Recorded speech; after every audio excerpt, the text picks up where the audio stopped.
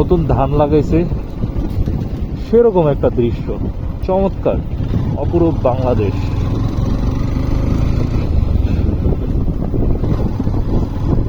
সুন্দর রাস্তা, সুন্দর প্রকৃতি, মসজিদ ক্রস করতেছি,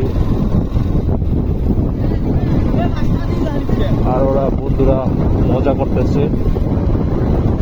খুব সুন্দর প্রকৃতি, সুন্দর বাংলাদেশ, মাশাআল্লাহ। তবে ঠান্ডাটা অনেক বেশি, কয়েকদিন যাবৎ শৈত্যপ্রবাহ চলতেছে, সেটার ধারাবাহিকতা আজকে। তবে আজকে শিশিরও পড়তেছে প্রচুর পরিমাণে।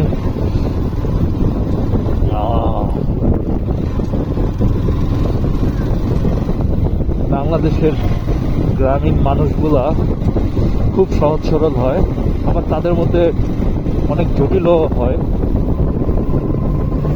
অনেক রকমের তাদের মধ্যে প্যাচ থাকে, আবার অনেকে আছে অনেক সহজ সরল জীবনযাপন, সহজ সরল চিন্তা ভাবনা থাকে। কত সুন্দর প্রকৃতি, অপরূপ বাংলাদেশ।